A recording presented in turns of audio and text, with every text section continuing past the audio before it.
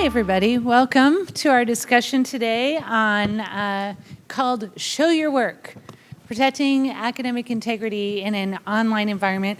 I have an amazing panel with me here today, and we're going to look at this problem/opportunity set from a lot of different perspectives.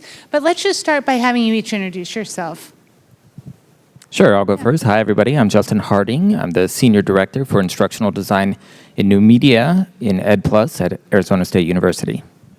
I'm David Harris. I'm the Editor-in-Chief for OpenStax. We're an OER publisher based out of Rice University.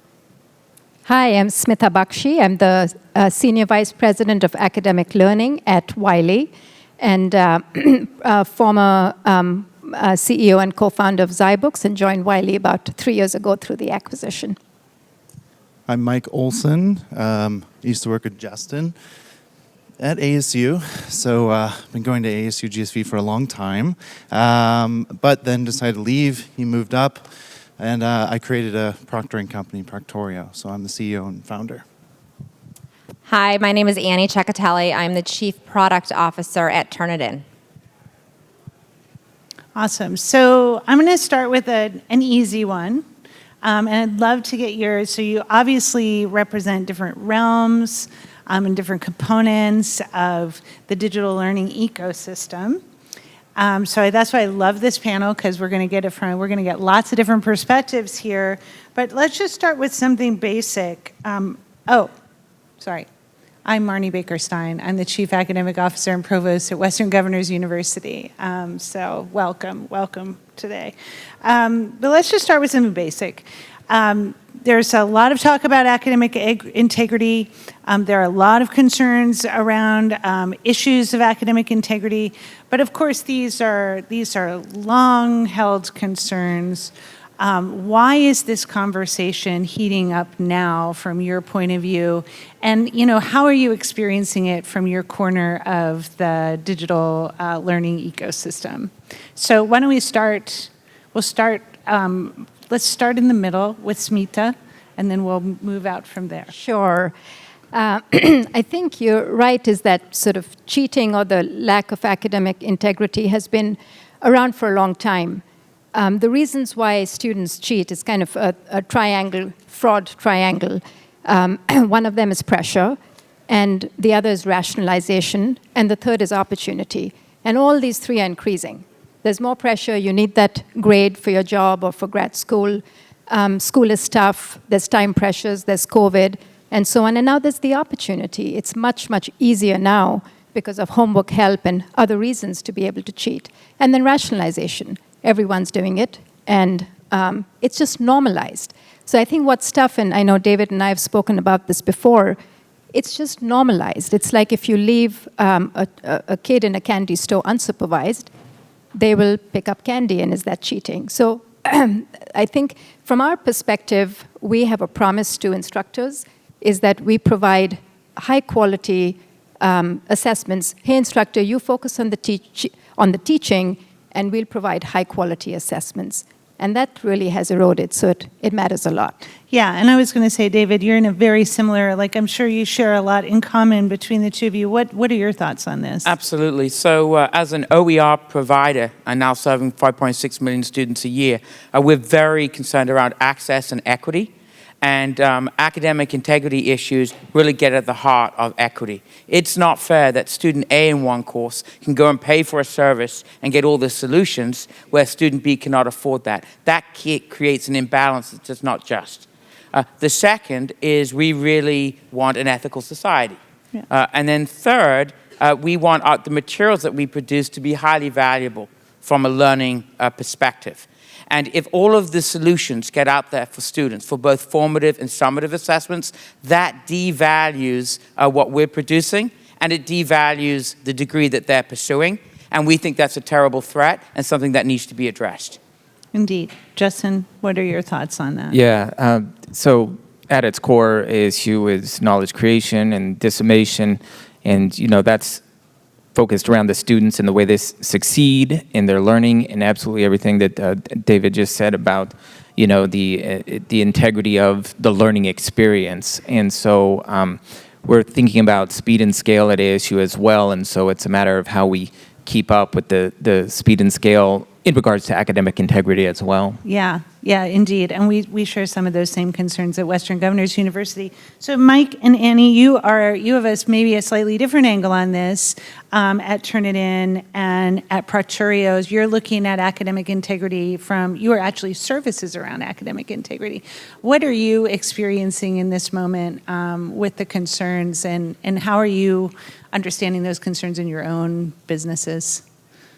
Sure. So, the technology landscape around academic integrity is changing rapidly, right? Because the technology is changing rapidly, whether that be how students share information, their access to cheating, as well as AI that is advanced in some ways that is so deep in human language processing that sometimes it's hard to tell the difference. So that's all happening at the same time of kind of this evolution of obviously changes in how students go to school as a result of COVID, right? As more things were brought online, there were traditional assessments, right, that may have been done in person. And so I think that created this perfect storm to have the conversation.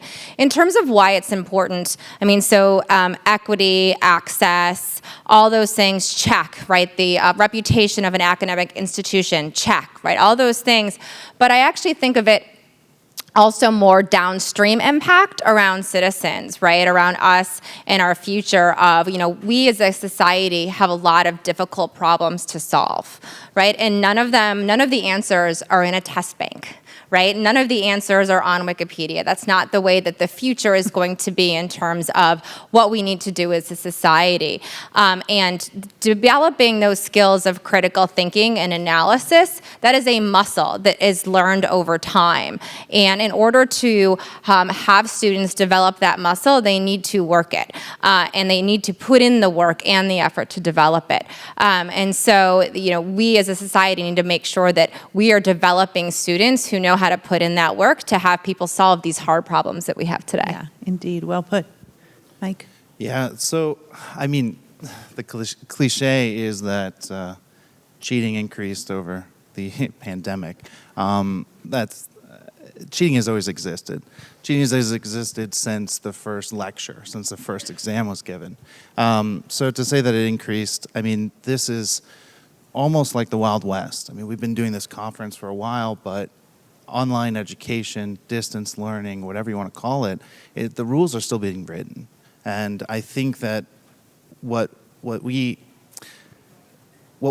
doing when it comes to technology, it's providing the right access for these students. And I think that there's a whole conversation about what the technology is that can drive that, how we can provide that access, and really respect this new mode of learning.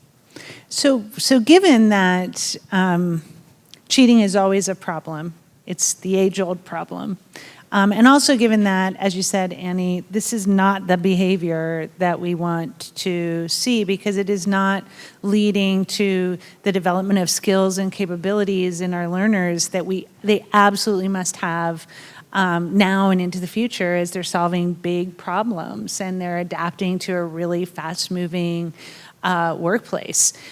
So we don't want cheating. We know it's there. How are you all dealing with it in your context right now in the real? How are you solving for cheating in the work that you do? So Justin, let's start with you this time. Sure. So, this is a question I get asked all the time when people are inquiring about the online digital learning space. How do you address that? And so we've established a strategy that has 3 points, essentially. So the first one is around design. That's the area I come from. Instructional design. Instructional design is supported and provided to all of the faculty and the academic units as they come into the space. And, we're looking at aspects of authentic learning experiences, authentic assessment aspects like that. The second point is around the culture and the community, working with the provost office at the university to ensure that there's information, there's resources for both students and faculty. What is cheating, how we address it, everything like that. The honor code, the code of conduct for students to ensure that information and resources is out there and available. And then the third aspect is absolutely technology, about how we use technology to strengthen the digital environment. And David and Smita, in the sort of content and assessment world, how are you protecting against cheating in the work that you're doing now? Yeah, this is a topic that we're really passionate about. So, and it's also three-pronged. From a technology viewpoint, we invest a lot in highly randomized autograded assessments. And a lot of the work that on the Zybook side we did was in computer science and engineering, their labs. And it is not easy to have randomized programming labs for students to do and then to be able to autograde them. But we're trying to figure out ways. The other aspect of technology is we are showing students as to what instructors can see in terms of their work. So we have a concept of coding trails. So when a student goes in and they, let's say, work on the program, it leaves a little trail or a signature behind. And an instructor can see that, a student can see that. So you can differentiate between a student who's just copy-pasted and one who's actually diligently worked. So we're trying to provide ways in which instructors can actually reward for effort. Here's the time spent, this is the effort, as opposed to, I got the solution. So that's one of the areas. A lot around instructor education is, we have a number of faculty working with us, and they experiment with different pedagogies in the classroom. For instance, this talk on student education. Some students don't know what high integrity versus low integrity is. Copy pasting, paraphrasing, so doing an integrity quiz. We've adopted some best practices, and then we have thousands of instructors who use New Wiley Plus and Zybooks and Alta and other platforms, and we're able to educate. And the third is research. We focus a lot on research, on earnestness, struggle. Some classes start with very high earnestness and they drop down. Some start with low earnestness, and there's a negative correlation to struggle. So there's a lot of work we do on the research side, and then we try to adopt those best practices. So let me get clear on that. So earnestness is a measure of? We, as an example, in the software, students have an opportunity to hit show answer. Or they can try first and hit show answer. So we can see how quickly they might be click, click, click, click, or that they might be trying diligently. So we have a metric of earnestness. Students don't see that. We see it in our research. I see that. We can tell that some classes start with very high earnestness and some start with low.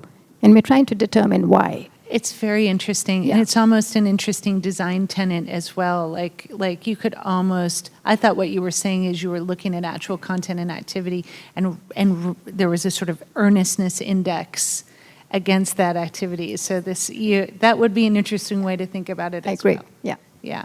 So at OpenStax, we're having to rethink the way that we develop assessments and also learning outcomes. Because the reality is, if you're using an assessment today that you used last year, the only thing you're assessing is the student's ability to go and get the answer. In fact, I went to Chegg today, and I see my favorite notification I get is from Chegg telling me my expert answered my homework in 3 seconds, or less than 3 minutes. So that tells you the type of environment that we're operating in. So we are developing many more authentic type of assessments. We're linking the content to learning outcomes, where students have to explain not only how they arrived at the answer, but their reasoning behind it. The challenge behind developing these is they take an enormous amount of time, and they also take a lot of time for faculty to implement in the classroom. So that is going to take a change in practice, and driving a change in practice at scale in the education market is always challenging. Yeah, that's a really good point. That is a really good point, because there are cascading impacts of this, both for the time it takes students to do the activities, as well as the time that it takes faculty to give feedback. So really good point. So Mike and Annie, obviously you guys are, I like that we're grouped. Yeah, no, I think of you as the anti-cheating services group back there in a way. Guardians of integrity. Just talk about some of the things you're doing right now to play that role as guardian of integrity and to really fight against the cheating urge. Well, I think so. We grew 900% in 2020. And anything that grows like that, I think there were two pieces that we found that broke. When we originally started, we were an accommodation, right? It was test takers, rural communities, working mothers, people who couldn't get to school. And then the pandemic hit and all those people became everybody. And so one of the things that we had realized through that process was we're missing, and I got 2 prongs, not 3. 2 things that we're tackling. The first is now adapting a product for accommodation so that what you were normally accommodating with the product, now you're serving an entire large base. A base of users who, vast majority of them, have now seen the convenience of being able to test at home and not driving to campus and going to the testing center and taking those exams there. And the second part is educating our users, not our students, but the actual users of the product. We suffered this crazy problem, and I know the venture capitalists are drooling in the room, but we had this problem where a typical sales process with the university was 9 months. And during the pandemic, it was 9 days. And they said, no, we don't need to learn how to use it. We're just going to turn it on. And that was a big mistake. That was a big mistake we made through that. So those are some of the things we're correcting. Yeah. As far as the technologies, it's providing convenience to test at home in the comfort of your own home, being able to test without having to drive to campus, test asynchronously, support working individuals, support that group that normally couldn't attend school, and then now has become the norm with work from home and things like that. This is your normal student now. Yeah. So Turnitin is known for its flagship product around plagiarism detection, right? And so that's about 20 plus years in the making of collecting a corpus of both, websites, journal articles, dissertations, and other papers, right? So that's always building on itself in that power of that corpus over time. But as we mentioned, the technology landscape is changing and the world is getting smaller. And so in the past few years, kind of going beyond that into what we call authorship, right? So contract cheating is a lot higher. It used to be that, you'd have to know somebody smart, like personally, who needed money, and you'd ask them to write your paper, right? Now you can ask somebody on the internet that you've never met, that lives far away, that does it for a living, right? So that market got a lot smaller for contract cheating. And so we've worked to develop a technology that can see like patterns between a student's prior work and be able to compare and be able to say, hey, there may be a chance, why don't you, if you want, you can investigate, right? We always leave it up to the academic institution and the instructor, and we just give them that information. And now the world's going a little even further around more kind of AI work, like AI writing through GPT-3 in a way that these deep learning models can create text that's similar to human speech and human writing, right? And that's kind of the next. And we've all experienced this like autocorrect, which was horrible, right? But it's getting better. I don't know, like Gmail, those who use Gmail, like it does a pretty good job of knowing what you want to say in your email. Like, so those models, right, continue to develop, and so is our technology to be able to detect that sense of authorship, and the AI leaves a trace, right, that we're able to detect through those patterns and how it constructs syntax and text. And beyond that, we have other products. Product called ExamSoft too, that is more for the high stakes testing. So the bar, right? Like that's a serious test. Yeah. That is a test, the high stakes. You need to make sure that those students are able to practice law. It's also used heavily in nursing and medicine. Once again, you don't want your doctor to have cheated, pretty sure, right? So it's really important also to think not just undergraduate from a graduate as if we move into this world of credentials, right? Of just show me what you've learned, right? I would love that, right? But in order to do that, you need to be able to assess people because that idea of that 4-year or even graduate degree doesn't really exist. So those are some of the things that we work on. Yeah, and I just to build on that, and this question is for any of you. I mean, given that we're here at this conference where we have all these startups looking for us to show them the money, where is this going? What is the next generation of technology and services in this academic integrity space that you're seeing on the horizon that next 3 to 5 years may become a reality? Yeah. I'll go first on that one. It's a great question. If we look at the market today, what some of the companies in the space have been brilliant at doing, like Course Hero or Chegg, is that they've broken down the intermediary. The intermediary used to be the university and the professors who would make assignments or resources decisions for students. Now they've gone directly to students, and so that's completely changed the dynamic.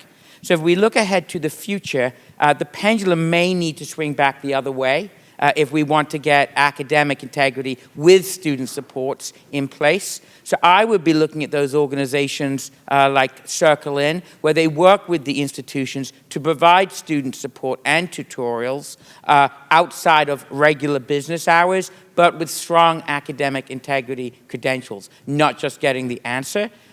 The growth may not be as rapid as it was in 2019 and 20, but we'll be able to restore a balance that will be profitable for the investors and good for students. Yeah, so this kind of rethinking almost of the instructional support ecosystem, you believe that institutions will rethink that, and services around helping them to do that are going to be hot. Institutions who are concerned about the value of their degrees have no choice. Those that don't may not exist. What do you think about that, Justin? Yeah, to go off of what David's saying, I think that we're looking at it in kind of, it falls under the umbrella of like kind of personalized type of learning to a certain extent, and that is both the design and the technology to provide that support mechanism to students as they're going through the learning process and the learning activities, to be able to get them the information or the resources that they need to be able to move forward in their learning to be successful, you know. And again, that's everything from these kind of formative types of activities so students can assess their own personal learning and where they might have their own gaps, and kind of a metacognition type of look at learning. But then also, like, if a student needs tutoring or something like that, it's like, yeah, we've got tutoring too. We've got 24/7 tutoring. We've got all different kinds of topics and subjects that specifically tutor to. So about mechanisms, again, through design and technology, to be able to bring those services to students. And then also continuing to leverage the technology to personalize it in the assessment approach. And Smita was mentioning this a little bit earlier about, you know, how do you personalize like these assessments, these summative assessments. That's everything from, you know, changing words in questions so they're not exactly the same, but underlying is still the same, you know, measuring the same learning outcome, or to use the technology to personalize it in kind of fingerprinting, or even what Annie was mentioning with authorship as well, about having the technology and the design to be able to address those aspects. Yep. Yeah, I think we've just about scratched the surface on those three areas. One of them is assessments.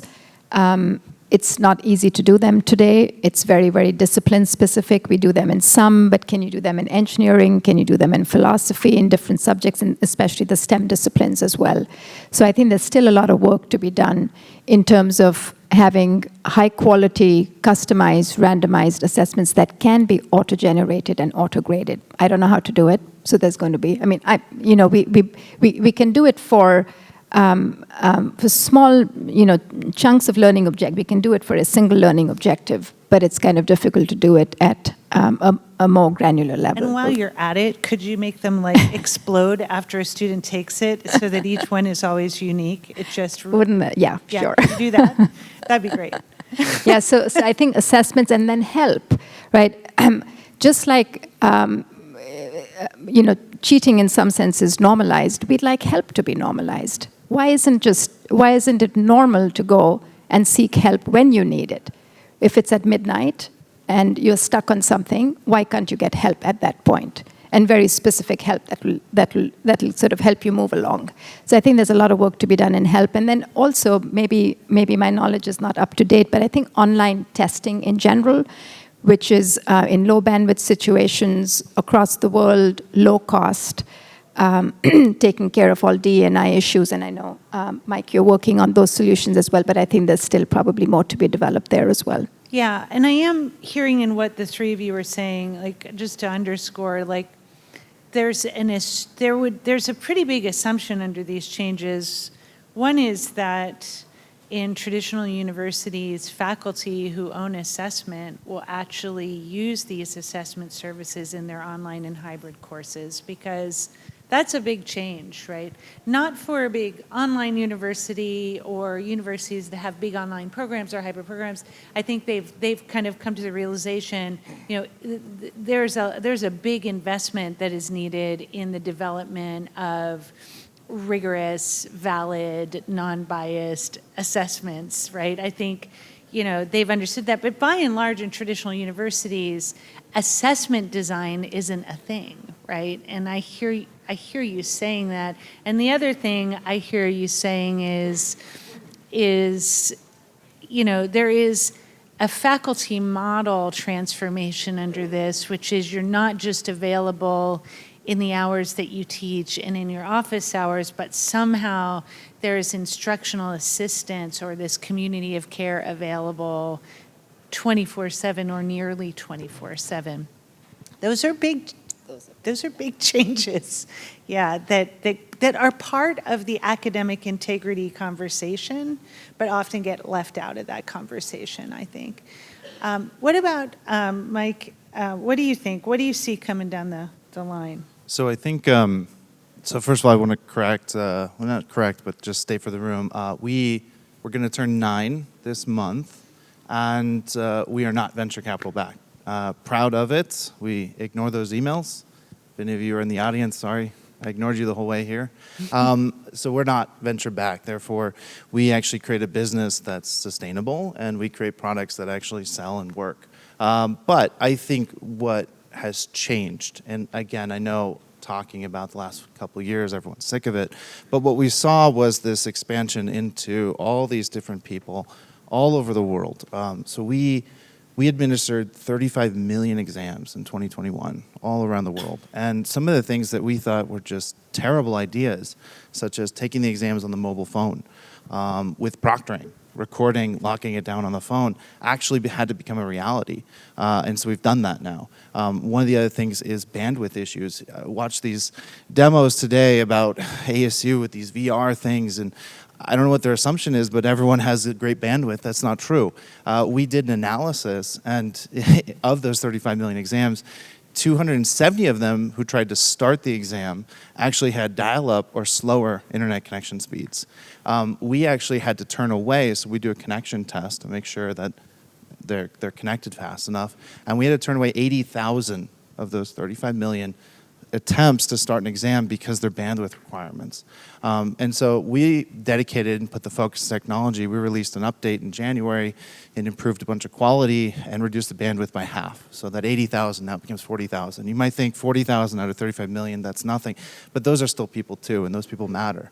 So I think where the investment needs to go, or where the adoption is going to be, is these outliers, these edge cases, because that's where it originally was. It was these rural people, these working individuals, these working parents, people who couldn't do the traditional system.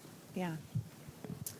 I would say, we talked about the technology advancements, and I'll touch on that in a little bit, but taking a step back, I think that institutions need to admit they have a problem first, right?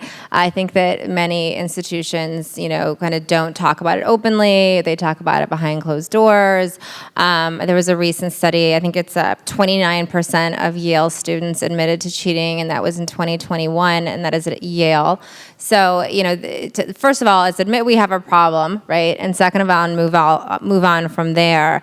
And in those advancements and what's next, I echo what everyone said here. It's really around assessment, right? And really rethinking that both at the individual faculty level as well as the institutional level, but making that easier, right? And we all mentioned it's kind of laborious to redo an assessment every year, right? And then how do you make it cheat-proof, right? And how do you think about that quickly when you're trying to do a whole bunch of other things? So what we think about is how do we use AI to make that role of creating assessment and also generating feedback and providing feedback to create it more of a loop instead of you're wrong, right? More of what does that feedback and assessment loop look like? And then how do we put technology into that as well as kind of formative tools, right? Like what you said around how can we just help students tackle writing and it's not so scary, right? And the last piece is a conversation, right? We also need to have a conversation. This is probably more specific to writing, but what does it mean for it to be your writing, right? We all use spell check. We don't say that that's cheating, right? That's part of a productivity tool that we use, right? We use grammar check. I would assume and hope that every one of the students is using a grammar check before they turn in their work. That's not cheating, right? And so I talked earlier around, critical thinking. How do you create an argument? How do you argue that argument? That's the element of writing that I think that we really need to focus on. We do have to have a conversation that other elements of writing, like using the right word to start a sentence and then a comma and then starting the sentence, is probably going to be commoditized, right? And so we need to think about what writing is going to be in the future and how do we set ourselves up for that. And what are you seeing beyond this? Because one of the things that's disappointing to me as a person who's been involved in online learning and digital learning design for a long time, and I've been waiting, for the revolution in assessment types, because it still really is objective assessments. And we've gone from companies that are like, we support 12 objective assessment types, and now we support 36, and now we support 76, but they're all still objective assessment items. Or it's some writing-based assignment. Generally, it's one or the other. That's a performance-based assessment that surfaces in writing.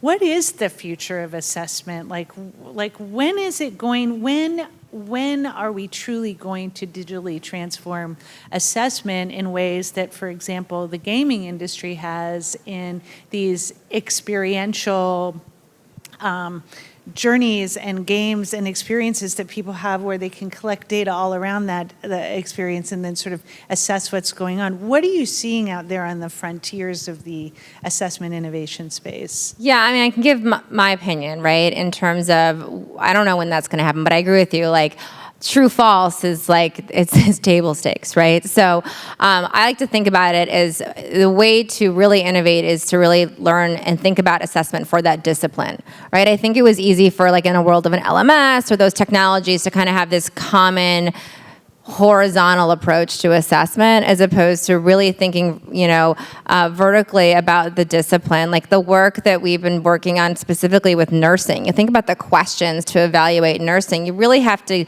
think about what they're trying to learn and work back from that objective to really create new assessments. So, for instance, we have 3 new question types in ExamSoft specific for the nursing exam that's going to be redone, right? And thinking about that discipline. So, I don't have a crystal ball, but I see the world as it's going deeper on discipline specific. I think about accounting and finance. I don't know if you guys took accounting and finance. That's a very specific, you've got ledgers, you've got income and balance statements, and how do we do that in a digital world that we haven't done in the past? How do we think through that, as well as things like chemistry, balancing equations? I haven't seen a balancing equation assessment in a learning management system recently, right. But how do we think about those things in that way? Yeah. David, did you have something? No, I agree with that. I think you'll see that really innovative companies are starting to work on those types of assessment, especially in STEM.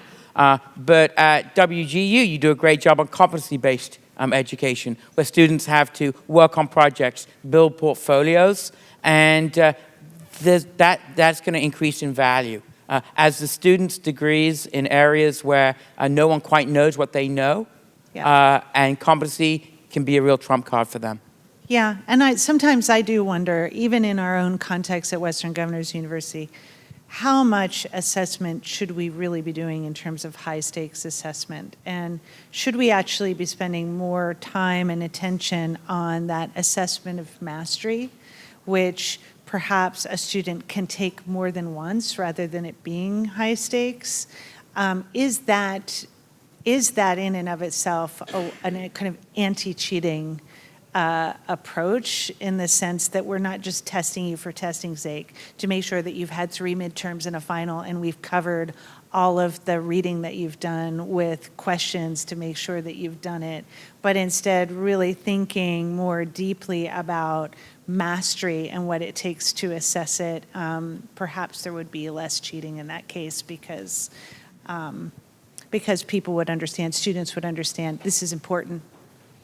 This isn't just a hurdle to be jumped over, which assessments often are.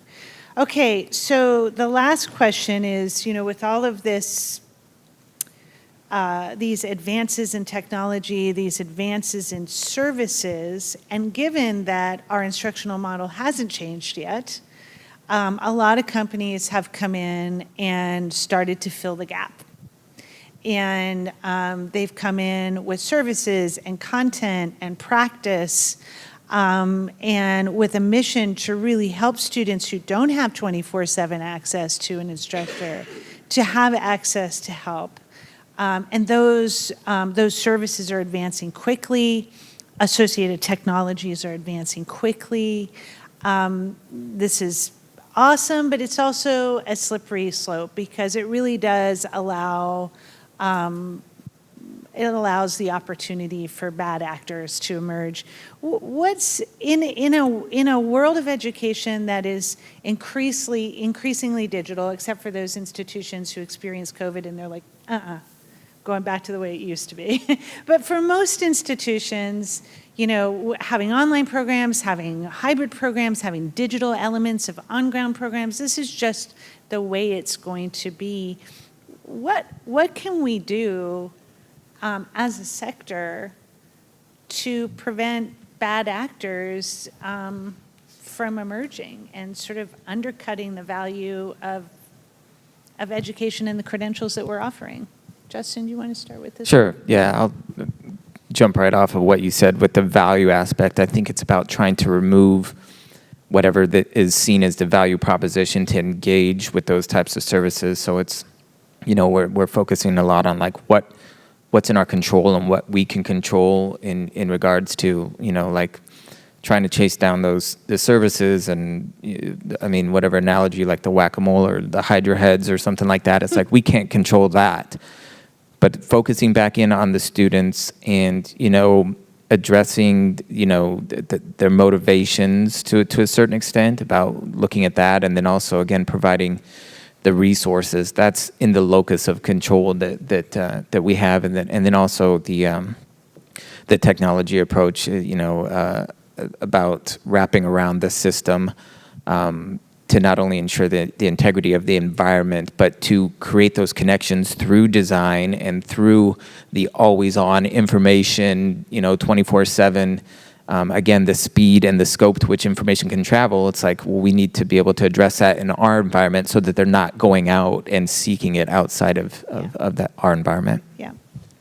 I would say we need to be active and not passive about it and be very direct. And if I'm an investor, call out a check and say, it's not acceptable that every student gets every solution to every question. Course Hero, it's not acceptable that you take IP from faculty, their quizzes or their formative assessments, and you post it for students to use.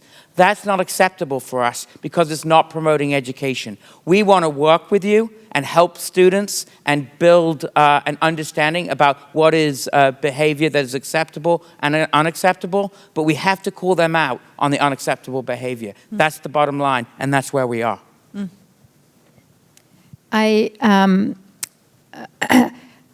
We focus, I wish the bad actors did not exist.